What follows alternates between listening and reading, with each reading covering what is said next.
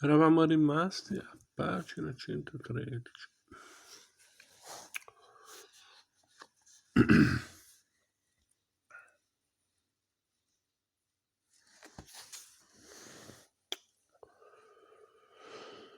Poi iniziavano le misure. Veniva messo a nudo prima il piede destro. Papà lo guardava con attenzione, da tutti i lati, e lo appoggiava su una tavoletta di noce per vedere se la pianta aderiva in tutta la sua lunghezza o si incurvava a metà. Se il piede era perfetto, il cliente riceveva i complimenti di papà e di Oscarino.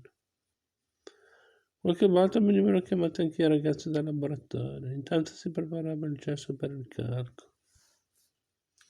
Ho capito, concludo io per frenarlo. Facevate il calco del piede, così il cliente non era più costretto a tornare per la misura. No, signore, non avete capito, ribatté Don Alfonso, alquanto infastidito di essere stato interrotto. Quello del calco era solo il primo approccio, uno dei tanti gradini necessari al raggiungimento dell'obiettivo finale, la scarpa perfetta.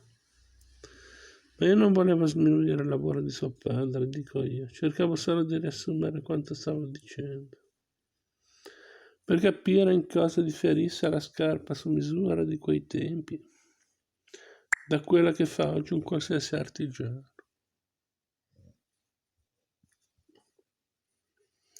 È proprio strano, ingegnere. Non siete giovani, eppure vi comportate come se foste giovani.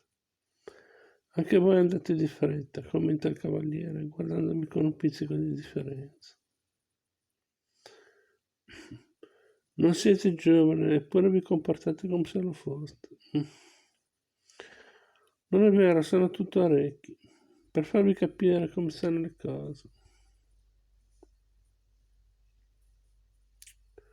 Riprende Don Alfonso, allentandosi il collo della camicia e infilandoci in mezzo, tra nuca e colletto, un fazzoletto bianco di picchia. La vera ragione sociale della ditta Carotenuto non era vendere scarpe, o perlomeno non era solo questo, ma raggiungere la perfezione assoluta a cui può arrivare una scarpa costruita da un uomo.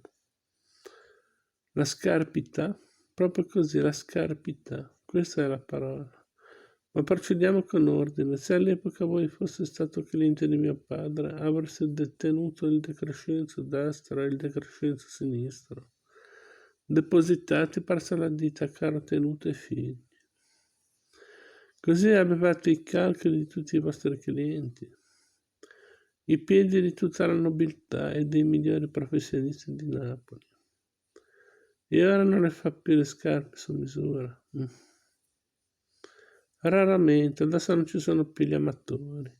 Pensate che una volta il cliente, quando veniva per la prima visita, portava sempre un paio di scarpe usate per farle vedere a papà. Un paio di scarpe usate? Sì, per far vedere come si erano consumate. Ma perché le scarpe non si consumano tutte nello stesso modo? Ma perché le scarpe non si consumano tutte nello stesso modo? Per l'amor di Dio, ingegnere, non bestemmiate. Ognuno di noi ha un suo modo di consumare le scarpe. Fate il passo troppo lungo. Consumerete prima la parte posteriore del tacco. Fate il passo troppo corto. Dopo un po' non avrete più una suola sotto i piedi, ma una sola di seppia. Avete le gambe arcuate, noi diciamo alla cavallerizza, si assottiglieranno prima i bordi esterni. Papà, quando un cliente usciva dal laboratorio, lo seguiva con lo sguardo fino a che non scompariva da via la barriera, solo per studiare l'andatura. Una volta calcolato il consumo, consegnava un paio di scarpe di prova, di capretto o di bitellone, che il cliente era obbligato a portare per almeno un mese e solo in un secondo momento, Se tutto era andato bene, preparava la scarpa finale, quella definitiva. Ma credetemi, quando vi facevate una passeggiata con le nostre scarpe, la cosa non passava inosservata. Anche dal marciapiede di fronte alla gente se ne accorgeva, tutti dicevano quelle devono essere delle care tenute.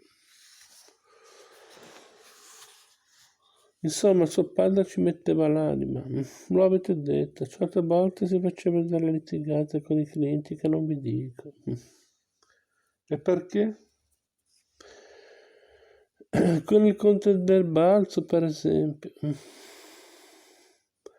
Voi dovete sapere che il conte Emanuele non sopportava le scarpe nuove. Allora che faceva?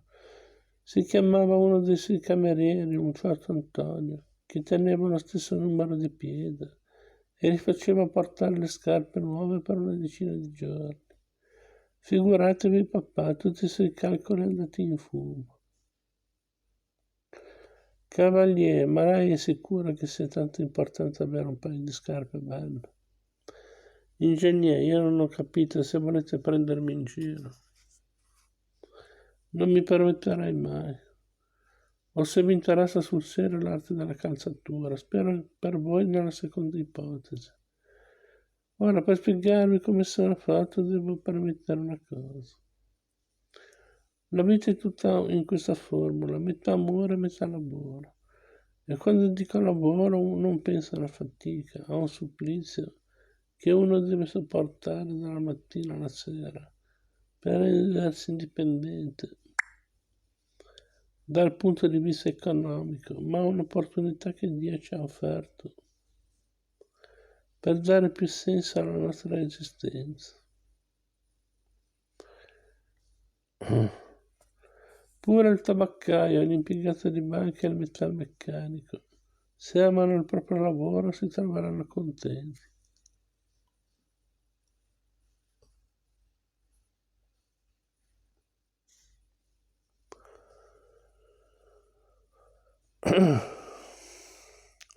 Altrimenti sono perduti, hanno voglia a chiedere riduzioni di orario. Anche 6 ore, se fatte con traboglio, non finiscono mai. Però ricordatevi quello che vi dico, una cosa è fare il tabaccaio e una cosa è essere tabaccai. Papà fin da quando ero ragazzo mi ha insegnato a capire le scarpe. Si metteva con me fuori dal negozio e mi obbligava a guardare i piedi di tutti quelli che passavano. Pecceri, mi diceva, queste sono buone, quelle no. Qua la mascherina è corta, qui il collo tira e la scarpa si imbarca. Queste sono una schifezza.